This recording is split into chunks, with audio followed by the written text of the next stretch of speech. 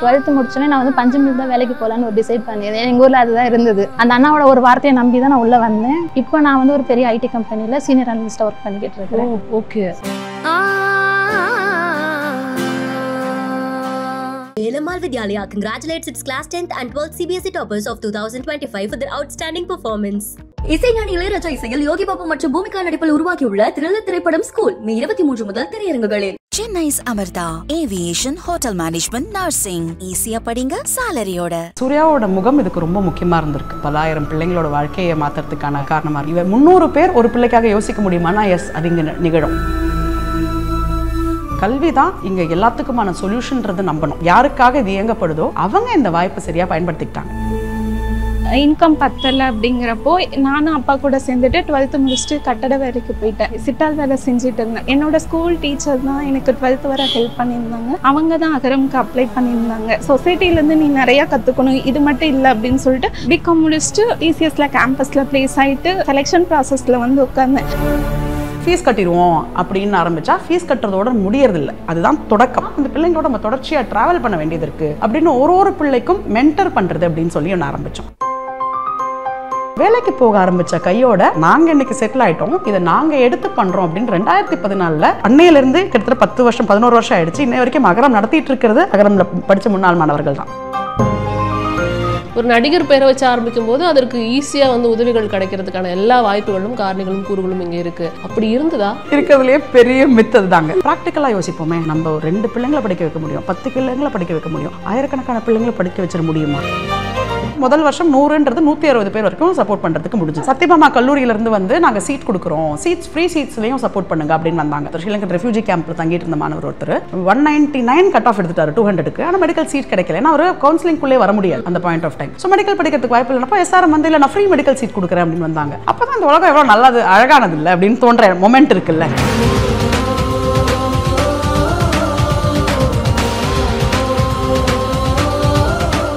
இப்போ நம்ம கூட அகரம் கல்வி அறக்கட்டளையோடைய மேனேஜிங் ட்ரஸ்டி ஜெயஸ்ரீ தான் இணைஞ்சிருக்காங்க. நிறைய விஷயங்கள் பேசுறதுக்கு இருக்கு, அவங்களும் காத்துட்டு இருக்காங்க, பேசலாம். ஸோ வணக்கம், எப்படி இருக்கீங்க? நல்லா இருக்கேன் கிருத்திகா, வணக்கம். நிறைய விஷயங்கள் நம்ம அகரம் பத்தி செய்திகளில் வழியா கேள்விப்பட்டிருக்கோம். அதுல இருக்க ஒற்றை முகம் வந்து திரு சூர்யா அவர்கள். ஆனால் அது இயங்குறதுக்கு முக்கியமான காரணம், இவ்வளோ நாட்கள் சக்ஸஸ்ஃபுல்லாக இயங்குறதுக்கு முக்கியமான காரணம் அதில் இருக்க தன்னார்வலருங்கிறது நிறைய பேருக்கு தெரிய வாய்ப்பு இல்லை. வாலண்டியர் பண்ண முடியுமா இப்படி ஒரு விஷயத்துக்காக தொடர்ந்து இத்தனை வருஷம் அப்படிங்கிறது எனக்கு பெரிய சந்தேகமா இருந்தது. ஃபர்ஸ்ட் ஆஃப் ஆல் நீங்க எப்படி இதுக்குள்ள வந்தீங்க நான் தெரிஞ்சுக்கணும்னு நினைக்கிறேன். எடுத்த உடனே வாலண்டியரை பற்றி கேட்குறீங்க அப்படிங்கிறது எனக்கு ரொம்ப சந்தோஷமாக இருக்குது. இது வரைக்கும் நீங்கள் ஏற்கனவே சொன்ன மாதிரி சூர்யாவோட முகம் இதுக்கு ரொம்ப முக்கியமாக இருந்திருக்கு. இந்த ஒரு விஷயம் இவ்வளோ தூரம் இன்றைக்கி ஒரு பலாயிரம் பிள்ளைங்களோட வாழ்க்கையை மாற்றுறதுக்கான காரணமாக இருக்குன்னு. பட் இதுக்கு பின்னாடி உழைக்கிறவங்களும் இதை ஓன் பண்ணுறவங்களும் அவ்வளோ பேர் இருக்காங்க.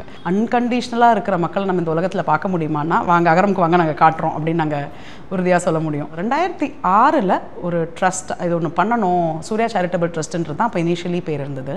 இது ஒன்று பண்ணணும் அப்படின்னு முடிவெடுத்து ஆரம்பித்தாங்க. பட் அதுக்கு அப்போ வந்து கல்வி தான் பண்ணணும் அப்படின்னு ஜீரோ டவுன் பண்ணல. அப்போ வந்து வேறு உதவிகள் யாருக்கு உதவி இருக்கோ அதுக்கு ஒன்று பண்ணணும் அப்படின்னு ஒன்று இருந்தது. 2007 ஞானவேல் இப்போ பத்திரிகையாளராக இருந்தார். ஞானவேல் வந்து இல்லை இங்கே தேவைகள்ங்கிறது வேறையா இருக்குது, இந்த தேவைக்கு வேலை செய்ய தயாராக இருக்கிறவங்க வேறையா இருக்கிறாங்க, இது ரெண்டும் இணையிற இடம் ரொம்ப மீனிங்ஃபுல்லானதாக ஒன்று இருக்கணும் அப்படின்னு சொல்லி அது ஒரு பொதுவான விஷயம். என்றைக்குமே அகரம் பற்றி எல்லாருமே வந்து இது என்பிஓன்னு சொல்லுவாங்க, இதை ட்ரஸ்ட்டுன்னு சொல்லுவாங்க. இன்றைக்கி கூட நமக்கு அறக்கட்டளை ட்ரஸ்ட்டுன்னு தான் ஆரம்பிக்கிறோம். But we feel it's not like that. It's more a movement where like-minded people come together. ஒத்தை சிந்தனை இருக்கக்கூடிய, ஒத்த கருத்து இருக்கக்கூடிய இத்தனை பேர் ஒன்று சேர்ந்து ஒரு விஷயத்தை பார்க்க முடியும்னா அது அகரமாக தான் நான் சொல்லுவேன். 2007 சூர்யா சேரிட்டபிள் ட்ரஸ்ட்டுங்கிறது அகரம் ஃபவுண்டேஷன் அப்படின்றதா பேர் மாறிச்சு. அதில் இருந்து தான் இது நம்ம தனிப்பட்ட முறையில் எதுவுமே பண்ண முடியாது. இன்றைக்கி நான் என் பிள்ளைக்கு அதிகபட்சம் என்ன பண்ண முடியும்னு யோசிக்க முடியும். ஆனால் ஒரு ஊர் கூடி இன்றைக்கி ஒரு 200-300 volunteers at any given point of time இதுக்கு வேலை செஞ்சுட்டு இருப்பாங்க. 300 பேர் ஒரு பிள்ளைக்காக யோசிக்க முடியுமானா எஸ், அது இங்கே நிகழும். ஸோ அப்படி அன்கண்டிஷ்னலாக வாழ்க்கையை என்னோட வாழ்க்கையில் கல்வின்றது ஒரு மாற்றத்தை கொடுத்துருக்கு. கல்வின்றதுனால தான் இன்றைக்கி என் வாழ்க்கை மாறி இருக்கு அப்படின்னு நம்பின எத்தனையோ பேர், எத்தனையோ ஆயிரக்கணக்கான வாலண்டியர்ஸ் தான் இந்த 10-15 வருஷமாகவும் அகரம் இன்னைக்கு இதுவாக இருக்கிறதுக்கும் இந்த பலாயிரக்கணக்கான மாணவர்களோட வாழ்க்கையை மாற்றுறதுக்கும் காரணமாக இருந்திருக்காங்க. ஸோ இதுக்கு ஒரு ப்ராசஸ் உண்டு. வந்து ஒரு நான் வாலண்டியர் பண்ணுறேன் அப்படின்னு ஒருத்தங்க வந்துட முடியாது. அது எல்லாத்துக்குமே ப்ராசஸ் வச்சு எல்லாத்துக்குள்ளேயுமே அவ்வளோ நம்மளோட எல்லா விஷயங்களையுமே டெஸ்ட்ன்ற வார்த்தை நான் பரிசோதிக்கிறோன்னு சொல்லலை, ஆனால் அதை புரிஞ்சுக்க நினைக்கிறோம். ஏன்னா ஒரு பிள்ளையோட ட்ராவல் பண்ணும்போது, ஒரு குழந்தையோட நம்ம ட்ராவல் பண்ணும்போது நம்ம சரியான நபராக இருக்கணும் அந்த ட்ராவல்க்குரியவங்களா.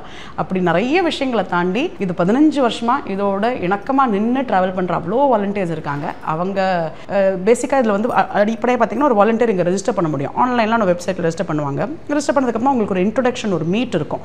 அகரம் என்னெல்லாம் செஞ்சுட்ருக்கு, இங்கே என்ன தேவை இருக்குது, இந்த சமூகத்தை பற்றி நம்ம என்ன புரிஞ்சுக்கணும், நீங்கள் உதவி பண்ண வரீங்களா, இல்லை நீங்கள் வந்து புண்ணியம் தேட வரீங்க அப்படின்னா அதெல்லாம் அகரம் இங்கே யோசிக்கிறது இல்லை. நாங்கள் அதை தாண்டி யார் இதை ரெஸ்பான்சிபிலிட்டியாக பார்க்க தயாராக இருக்காங்களோ, ஒரு நேரம் கொடுக்கறத ஒரு குழந்தையோட வாழ்க்கையை மாற்றத்துக்குரியவர்களாக நீங்கள் மாறணும் அப்படின்னு சொன்னால் இதை ரெஸ்பான்சிபிலிட்டியாக நம்ம யோசிக்க வேண்டியிருக்கு.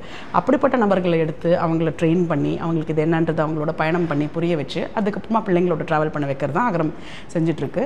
ஸோ நிறைய முதல்ல செலக்ட் ஆவாங்க, அதுக்கப்புறம் நிறைய ட்ரைனிங்ஸ் இருக்கும், அதுக்கப்புறம் அவங்களுக்கும் நம்மளுக்குமான பயணம் ஆரம்பிக்கும். ஸோ அப்படி தான் இங்கே வந்து வாலண்டியர்ஸ் தொடர்ச்சியாக பயணிச்சுட்டு இருக்காங்க. நீங்கள் வந்து அகரம்ல இருந்து படித்து வெளியில் வந்த ஒரு மாணவி அப்படிங்கிறதுனால உங்களுடைய ஜேர்னி இந்த இடத்துல எப்படி இருந்தது நான் தெரிஞ்சுக்கணும்னு நினைக்கிறேன். கண்டிப்பாக இப்போ நான் சுயமரியாதையோடு இருக்கிறேன்னா அதுக்கு தேவையானது வந்து முக்கியமாக படிப்பு. ரொம்ப அழகாக சொன்னீங்க. அந்த படிப்பை கொடுத்தது வந்து அகரம் தான். எங்கள் குடும்பத்தில் நான் தான் முதல் பட்டதாரி. நான் 2014 எனக்கு இன்ஜினியரிங் படிக்கிறதுக்காக வாய்ப்பு கிடைச்சது. அப்போ வந்து நான் நம்பலை, எனக்கு வந்து அறியாமையில் தான் இருந்தேன். ஏன்னா நான் வந்து ஒரு குக்கிராமத்துலேருந்து வந்து எனக்கு வந்து எலக்ட்ரிசிட்டி இல்லாமல் தான் நாங்கள் எங்கள் வீட்டில் படித்தோம். ஸோ எனக்கு வந்து சினிமா பேக்ரவுண்ட் பற்றி தெரியாது. ஃபஸ்ட்டு எங்களுக்கு எங்கள் அம்மா மூலமாக தான் தெரிஞ்சது அகரம் இந்த மாதிரி சூர்யா வச்சு நடத்துகிறாங்க அப்படின்ட்டு. பட் ஆனால் நான் நம்பளதில் பொய்யா இருக்கும். நான் வேலைக்கு போகலான்னு தான் டிசைட் பண்ணியிருந்தேன் 12th முடிச்சுட்டு. அப்புறம் எங்கள் அம்மாவோட முயற்சியால் தான் எனக்கு வாய்ப்பு கிடைச்சது. இங்கே வந்து நாங்கள் லெட்டர் எழுதி போட்டோம். அப்புறம் எனக்கு கால் பண்ணாங்க, வீட்டிலலாம் வந்து பார்த்தாங்க, சுச்சுவேஷனை பார்த்துட்டு அப்போ ஒரு அண்ணா தான் வந்து எனக்கு மோட்டிவேட் பண்ணாங்க. ஏமா நீ இவ்வளோ நல்லா படிக்கிற திறமை இருக்குது, நீங்கள் அதை யூஸ் பண்ண மாட்டேங்கிற, நிறைய பேருக்கு அம்மா அப்பாவே சப்போர்ட் பண்ண மாட்டேங்கிறாங்க, பட் ஆனால் உங்களுக்கு சப்போர்ட் பண்ணுறாங்க, ஸோ நீங்கள் படிக்க வாங்கன்னு சொல்லி கூப்பிட்டாங்க. அந்த அண்ணாவோட ஒரு வார்த்தையை நம்பி தான் நான் உள்ளே வந்தேன். வந்து ப்ராசஸ்லாம் நடந்துச்சு, இன்டர்வியூ ப்ராசஸ்லாம் நடந்துச்சு. ஜெயஸ்ரீ அக்கா தான் எனக்கு வந்து ஃபைனலாக வந்து எனக்கு இன்ஜினியரிங் கன்ஃபர்மேஷன் கொடுத்தாங்க. அப்போவே நான் டிசைட் பண்ணிட்டேன், இப்போ நான் என் வீட்டுக்கு என்னென்ன பண்ணுறேனோ அதை கண்டிப்பாக நான் அகரமுக்கும் நான் பண்ணணும் அப்படின்னு சொல்லிட்டு. ஏன்னா நான் ஃபஸ்ட்டு உள்ளே வந்தப்போ எனக்கு இங்கிலீஷில் வந்து ரொம்ப கம்மியாக தான் இருந்தது. இப்போ நான் வந்து ஒரு பெரிய ஐடி கம்பெனியில் சீனியர் அனலிஸ்ட்டாக ஒர்க் பண்ணிக்கிட்டு இருக்கேன். ஓகே. ஸோ இப்போ என்னால் வந்து கம்யூனிகேஷன் எல்லாமே டெவலப் பண்ணது இங்கே தான். அகரம் மூலமாக தான். ஒரு மைக் எடுத்து பேசுகிறதா இருக்கட்டும், ஒரு 4 பேரை சுற்றி ஐ கான்டாக்ட் பற்றி எப்படி பேசுறது, அது எல்லாமே இவங்க தான் சொல்லி கொடுத்தாங்க. இப்போ நான் வந்து சின்ன சின்ன வேலைக்கு வந்துக்கிட்டே இருப்பேன். இப்போ நான் ஹவுஸ் விசிட்டில் இருக்கிறேன். முக்கியமான பணியது. ஆமாம். ஏன்னா அப்போ நான் போய் அந்த பசங்களை பார்க்கும்போது அந்த இடத்துல நான் தான் என்ன வச்சு நின்று பார்த்துக்கிருவேன். ஏன்னா எனக்கு வந்து ஒரு அண்ணா வந்து சொன்னதுனால தான் இப்போ நான் இருக்கிறேன். இப்போ என்னோடய வார்த்தைகள் வந்து அவங்களுக்கு ஒரு புத்துணர்ச்சியை கொடுத்து இப்போ வந்து பசங்க வந்து படிக்கிறாங்க. நிறைய பேர் வந்து பார்க்குறாங்க, அக்கா நீங்கள் எங்கள் வீட்டுக்கு வந்தீங்க, நாங்கள் உங்கள் கூட பற்றி பேசணும், என்ன ஞாபகம் இருக்கா அப்படிலாம் கேட்பாங்க. அப்போலாம் ரொம்ப சந்தோஷமாக இருக்கும். பரவாயில்ல, நம்மளை மாதிரியே ஒருத்தவங்க. ஏன்னா இப்போ படித்ததுனால தான் இப்போ என் குடும்பத்தில் நான் பட்டதாரி, அது சென்னையில் வந்து ஒர்க் பண்ணியிருக்கிறேன். அதே மாதிரி இன்னொரு குடும்பத்துலேருந்து வராங்கன்ற போது என்னோட தங்கச்சி முன்னேறி வந்த மாதிரி எனக்கு ஒரு ஹாப்பி. நிச்சயமா. ஸோ எனக்கு ரொம்ப ஹாப்பியாக இருக்குது உங்களோட ஸ்டோரியை கேட்கும்போது பர்சனலாக.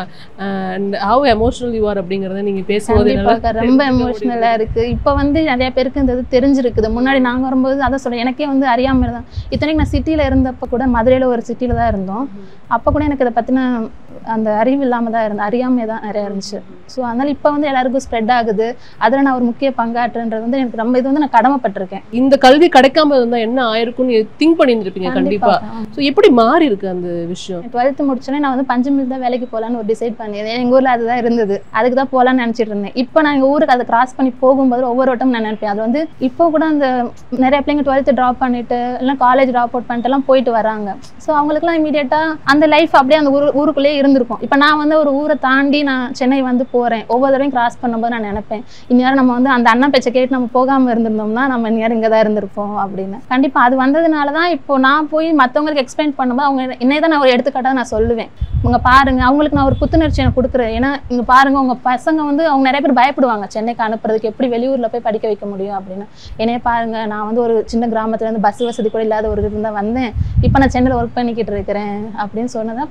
அப்படி அம்மா இப்போ என் பிள்ளை உன்னை மாதிரி படிச்சு முன்னாடி வந்துருமாமா அப்படின்னு கேட்பாங்க. கண்டிப்பாக வந்துருவாங்க, நம்பி அனுப்புங்கன்னு சொல்லுவேன். நிறைய பேர் இப்போ வந்துகிட்டு இருக்கிறாங்க. ஸோ இந்த பங்கு நாங்கள் அழிச்சுக்கிட்டே இருப்போம். ஃபினான்ஷியலாக ஒரு உமன் இண்டிபெண்டாக இருக்கும்போது அதில் கிடைக்கிற ஒரு சந்தோஷம் வந்து வேற எங்கேயுமே கிடைக்காது. உங்களுடைய முதல் மாச சம்பளத்தில் உங்கள் பெற்றோர்களுக்கு என்ன வாங்கி கொடுத்தீங்க? கண்டிப்பாக அவங்களுக்கு நான் வந்து ட்ரெஸ்ஸு தான் வாங்கி கொடுத்தேன். ஏன்னா எங்கள் அம்மா அப்பா வந்து இளநீ கடை தான் வச்சுருந்தாங்க. வெயிலில் அந்த இளநீ வெட்ட அந்த கரை அப்படியே அவங்களுக்கு சட்டையில் இருக்கும். ஸோ எனக்கு வந்து ரொம்ப நாள் ஆசை, அவங்கள வந்து ஒரு நாளாவது புது ட்ரெஸ் நான் வாங்கி கொடுத்த ட்ரெஸ்ஸில் அவங்க போட்டு இருக்கணும் அப்படின்னு. ஸோ அதனால் எங்கள் வீட்டுக்கு நான் ஃபோன் நான் தான் வாங்கி கொடுத்தேன். ஸோ எல்லாமே நான் ஃபர்ஸ்ட் மந்த் சேலரியில் எனக்கு ஃபர்ஸ்ட் மந்த் நல்ல பேக்கேஜில் கிடச்சது. ஸோ நான் அந்த ஃபர்ஸ்ட் மந்த் சேலரி ஃபுல்லாக எங்கள் குடும்பத்துக்கு தான் நான் யூஸ் பண்ணேன். அப்புறம் நான் முத செல்ஃபோன் வந்து நான் என்னோட சுய சம்பாத்தியத்தில் நான் ஒரு ஃபோன் வாங்கினேன். Very nice, very nice, very happy to hear. 18-19 வருஷம் கிட்டத்தட்ட 2 டிகேட்ஸ் கிட்ட வந்துட்டீங்க. பட் அன்னைக்கு யோசிச்சிங்களா இது இவ்வளோ பெருசாக வந்து நிற்கும் அப்படின்னு? அகரம் வந்து நம்ம விஷன் மேலே குழப்பமே இருந்ததில்லை. ஒரு கல்வி தான் இங்கே எல்லாத்துக்குமான சொல்யூஷன்றது நம்பணும். தொடர்ச்சியாக சப்போர்ட் பண்ணிட்டு இருக்கக்கூட கல்லூரிகள் இருக்காங்க. கிட்டத்தட்ட ஒரு 40 கல்லூரிகள் தமிழ்நாடு முழுக்க இந்த 15 வருஷமாகவும் விதைன்ற இந்த திட்டத்துக்கு தொடர்ச்சியாக சப்போர்ட் பண்ணிட்டு இருக்காங்க. அவங்க இல்லைன்னா அகரம் இல்லை. எத்தனையோ டோனர்ஸ் 100 ரூபாயில் ஆரம்பித்து அவங்களால முடிஞ்ச கான்ட்ரிபியூஷன்ஸை கொடுத்துட்டு இருக்காங்க. அவங்க இல்லைன்னா அகரம் இல்லை. அதை எல்லாம் தாண்டி இதுக்குள்ளே வரக்கூடிய மாணவர்கள் இருக்காங்க இல்லையா, யாருக்காக இது இயங்கப்படுதோ அவங்க இந்த வாய்ப்பை சரியாக பயன்படுத்திக்கிட்டாங்க. அவங்க இதை ஒன்னொன்னா இது என்னவா இருக்கணுன்ற உருமாறி கூட்டிகிட்டு வந்தது இந்த என்டையர் ப்ராசஸ் தான். எஃபர்ட்டை ஜென்யூனாக போடுவோம், ரிசல்ட் பற்றி நம்ம யோசிக்கல. எவ்வளோ தேவை இருந்ததுன்னா இப்படி ஒரு விஷயம் தேவைப்பட்டிருக்கு இந்த இடத்துக்கு அப்படிங்கிறது நம்ம பேச வேண்டிய விஷயம். ஏன்னா நம்மளுக்கு ஒரு ஆயிரக்கணக்கான மாணவர்கள் சப்போர்ட் பண்ணும்போது எவ்வளோ இடம் இருந்தாலும் பத்தாது. நம்ம வீட்டில் ஒரு குழந்தையோ 2 குழந்தையோ படிக்க வைப்போம், அவங்களுக்கே நம்ம எவ்வளோலாம் பண்ணணும்னு நினைப்போம். பட் ஒரு ஆயிரக்கணக்கான மாணவர்கள் இருக்கும்பொழுது எவ்வளோ பண்ணாலும் போதாது அப்படிங்கிறது ஒன்று இருக்குது. போதாதுங்கிறது ரியாலிட்டியாகவும் இருந்து மனநிலையாகவும் இருந்துச்சு. நம்ம இன்னும் பண்ண முடியுமா, இதில் ஏதாவது இன்னும் பெட்டராக பண்ணலாமா அப்படின்ற மைண்ட் செட்டில் இதில் ட்ராவல் பண்ணுற ஒவ்வொருத்தருமே வந்தாங்க. எப்படி அகரம்குள்ளே வந்தீங்கிறது தெரிஞ்சுக்கலாமா? 2011 நான் அகரமில் ஜாயின் பண்ணேன். ஆக்சுவலாக நான் ரொம்ப ரூரல் வில்லேஜ்லேருந்து வந்தேன். எந்த ஊருன்னு தெரிஞ்சுக்கலாமா? நான் எடப்பாடி பக்கத்தில் சித்தூருங்கிற ஒரு ஊர். ஒரு நாளைக்கு 2 டைம் தான் பஸ். சேலம் எடப்பாடி பக்கத்தில் அங்கே தாங்க ஒரு குட்டி கிராமம். ஒரு நாளைக்கு 2 டைம் தான் பஸ் வரும், மார்னிங் ஈவினிங். இன்கம் பத்தலை அப்படிங்கிறப்போ நானும் அப்பா கூட சேர்ந்துட்டு 12th முடிச்சுட்டு கட்டட வேலைக்கு போயிட்டேன். கொத்தனார் வேலை சிட்டால் வேலை செஞ்சுட்டு இருந்தேன். அப்போ ஒரு என்னோட ஸ்கூல் டீச்சர் தான் எனக்கு 12th வரை ஹெல்ப் பண்ணியிருந்தாங்க. அவங்க தான் அகரம்க்கு அப்ளை பண்ணியிருந்தாங்க. இது மாதிரி நீங்கள் அகரம்க்கு வரணும், செலெக்ஷனுக்கு நீங்கள் செலக்ட் ஆயிருக்கீங்க அப்படின்னப்போ எனக்கு அந்த வரது அமௌண்ட்டு கூட இல்லை. வேலை செஞ்சுட்டு தான் வந்தேன். வந்த உடனே அண்ணாந்துட்டு அப்போ அந்த அமௌண்ட்டை கொடுத்து நீ படி அப்படின்னு சொல்லி அனுப்பி வச்சாங்க. அப்போ ஒரு நம்பிக்கை இருந்தது. அப்போ வரை என் மைண்டில் 0 தான். 12th முடிச்சுட்டு என்ன பண்ணுவோம் அப்படின்னு. ஏன்னா எனக்கு வந்து சாப்பாடு வீட்டில் எல்லாருக்கும் கொடுத்தா போதும் அந்த மாதிரி இதில் தான் இருந்தேன். அகரம் வந்துட்டு உனக்கு இந்த இது பத்தாது, நீ வந்து இந்த குடும்ப சூழ்நிலையிலேருந்து வந்திருக்க, உனக்கு ஸ்கில் இருக்குது அப்படிங்க, இன்னும் நீ நிறையா கற்றுக்கணும், சொசைட்டியை பார்க்கணும், சொசைட்டிலேருந்து நீ நிறையா கற்றுக்கணும், இது மட்டும் இல்லை அப்படின்னு சொல்லிட்டு ஒர்க் ஷாப்க்கு 6 month ஒன்ஸ் வர வச்சாங்க. ஸோ ஃபைனலாக நல்லபடியாக டிகிரி நல்ல பர்சன்டேஜில் கிளியர் பண்ணிவிட்டு என்ன படிச்சீங்க? பிகாம் முடித்தேன். சூப்பர். பிகாம் முடிச்சுட்டு அது டிசிஎஸ்ல கேம்பஸில் ப்ளேஸ் ஆகிட்டு அப்புறம் நான் இந்த மாதிரி கால் பண்ணி சொன்னேன் எங்கள் அக்காவுக்கும் அண்ணாக்கும் நான் ப்ளேஸ் ஆகிருக்கேன் அப்படின்னு, சென்னை வரணும் அப்படின்னு. அப்பயும் இது பண்ணி நீ சென்னை வந்து இன்னும் நீ கற்றுக்கணும் அப்படின்னாங்க. என்னை படிக்க வச்சுட்டோம், ஒரு டிகிரி பண்ண வச்சிட்டோம் அப்படின்ட்டு இல்லாமல் நிறையா அதுக்கப்புறமும் வெளியே இது பண்ணு எக்ஸ்ப்ளோர் ஆகு அப்படின்னாங்க. அப்போ தான் நான் செலெக்ஷன் ப்ராசஸில் வந்து உட்காந்தேன். லெட்டர்ஸ் படிக்க எனக்கு மட்டும்தான் கஷ்டம்னு நான் நினச்சேன். ஒவ்வொரு லெட்டரும் படிக்கிறப்ப என்னடா நம்மளை விட எல்லாம் இப்படி இருக்காங்க அப்படின்ட்டு படிக்கும் போது இதாச்சு. ரொம்ப நன்றி and all the best for your endeavours. எல்லாத்துக்கும் நான் இங்கே இருக்கேன், எல்லாத்துக்கும் அதை நான் சொல்லிக்கிறேன். நீங்கள் 3 பேருமே பர்சனலாவோ யாரோட க்ரோத்தை ஃபஸ்ட்டு பார்த்தீங்க, எந்த மாற்றம் வந்து உங்களை ரொம்ப அஃபெக்ட் பண்ணுச்சு, நம்ம கரெக்டான விஷயம் தான் பண்ணிகிட்டு இருக்கோம்னு என்னைக்கு தோணுச்சு? ஆக்சுவலி நான் ஏற்கனவே சொன்ன மாதிரி 2008 இதை ஆரம்பிக்கும் பொழுது கல்விக்காக பண்ணணும், இதுதான் பண்ணணும்னு அப்போ முடிவு பண்ணலை. கல்வி அப்படின்ற ஒரு விஷயத்தை மட்டும் ஃபோக்கஸ் பண்ணியிருந்தோம். அரசு பள்ளியில் படிக்கிற முதல் தலைமுறை படிக்கக்கூடிய கிராமப்புற மாணவர்கள் இவங்களுக்கு தான் வேலை செய்கிறோம். ஸோ அவங்களுக்கு ஒரு 12வது வகுப்பு வரைக்கும் ஒரு அரசு பள்ளி ஒன்று உறுதிப்படுத்திடுது. பட் அதுக்கு மேலே தான் எஜுகேஷன் பெரிய கொஸ்டின் மார்க் ஆகிடுது. ஆனால் அதுக்கு மேலே என் வாழ்க்கை மாறணும்னா அதுக்கு மேலே உயர்கல்வி தேவைப்படுது. ஸோ இந்த கேப் தான் அசஸ் பண்ண முடிஞ்சது அந்த 3 வருஷத்தில்.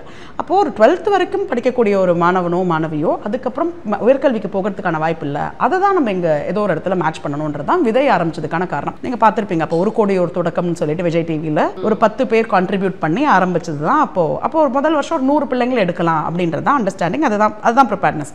100 பேருக்கு மேலே நல்லா ஹேண்டில் பண்ண முடியுமான்னு தெரியலையே அப்படின்றது. ஸோ முதல் வருஷமே அது ஒரு மாதிரி இது மாதிரி நிறைய பேர் உள்ளே வந்து சேர்ந்தாங்க. இல்லை நல்ல விஷயம் பண்ண நினைக்கிறீங்க பண்ணுங்க அப்படின்னு வந்து சப்போர்ட் பண்ணதுனால முதல் வருஷம் 100ன்றது 160 பேர் வரைக்கும் சப்போர்ட் பண்ணுறதுக்கு முடிஞ்சது. 2010 நான் சொல்கிறது. இப்போ 2010 முதல்ல சத்யபாமா கல்லூரியிலேருந்து வந்து நாங்கள் சீட் கொடுக்குறோம், ஃப்ரீ சீட்ஸ்லையும் சப்போர்ட் பண்ணுங்க அப்படின்னு வந்தாங்க. அதுக்கப்புறம் SRMல அதே வருஷம் மெடிக்கல் படிக்கிறதுக்கு ஒரு ஸ்ரீலங்கன் மாணவன் ஒருத்தர், ஸ்ரீலங்கன் ரெஃப்யூஜி கேம்பில் தங்கிட்டு இருந்த மாணவர் ஒருத்தர் 199 கட் ஆஃப் எடுத்துட்டாரு 200க்கு. ஆனால் மெடிக்கல் சீட் கிடைக்கல. ஏன்னா அவர் கவுன்சிலிங்குள்ளே வர முடியாது அந்த point of time. So medical படிக்கிறதுக்கு வாய்ப்பு இல்லைனப்போ SRM வந்து இல்லை நான் ஃப்ரீ மெடிக்கல் சீட் கொடுக்குறேன் அப்படின்னு வந்தாங்க. அப்போ தான் இந்த உலகம் எவ்வளோ நல்லது அழகானது இல்லை அப்படின்னு தோன்ற மொமெண்ட் இருக்குல்ல.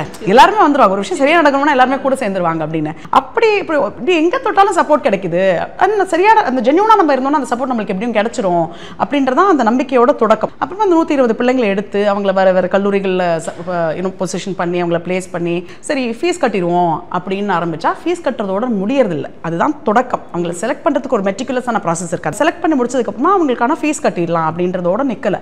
அதுக்கப்புறமா தான் அந்த பிள்ளைங்களுக்கு சேலஞ்ச் ஆரம்பிக்குது. நான் அது வரைக்கும் படித்தது மொத்தமாக தமிழ் மீடியம், இப்போ வந்து இங்கிலீஷ் மீடியம். அது வரைக்கும் என்னோட சூழல் என்னோட குடும்பம் எல்லாமே வேறு. இப்போ வந்து ஒரு சிட்டியில் ஒரு காலேஜில் ஒரு ஹாஸ்டலில் வேறு மொழிகள் பேசுகிறவங்களோட என்ன விடுறீங்க அப்படின்ற ஆரம்பிச்சு எல்லாமே சேலஞ்சிங்காக மாற ஆரம்பிக்கும்போது தான் அந்த பிள்ளைங்களோட நம்ம தொடர்ச்சியாக ட்ராவல் பண்ண வேண்டியது இருக்குது அப்படின்னு ஒரு பிள்ளைக்கும் மென்டர் பண்ணுறது அப்படின்னு சொல்லி ஒன்று ஆரம்பித்தோம். ஒவ்வொரு வருஷமும் மென்டர் பண்ணி அவங்களுக்கான கிளாஸஸ், ஒர்க் ஷாப்ஸு, இங்கிலீஷ்னா இங்கிலீஷ் கிளாஸஸ், கம்ப்யூட்டர்னா கம்ப்யூட்டர் கிளாஸஸ் இப்படின்ற ஹேண்ட் ஹோல்டிங் எல்லாமே பண்ணி 2014 தான் இந்த ஃபஸ்ட்டு பேட்ச் பாஸ் அவுட் ஆகிறாங்க. அது வரைக்குமே எங்களுக்கு கான்ஃபிடன்ஸ் இல்லை இது என்னவா மாறும்னு. ஒரு சின்ன பயம் இருந்துகிட்டே இருக்கும்ல, இவங்க ஒரு ஆக்டர் பேர் வச்சு ஒன்று ஆரம்பிச்சிட்டாங்க, இது என்னவா போகுதுன்னு தெரியலையே அப்படின்னு இருக்கும்ல.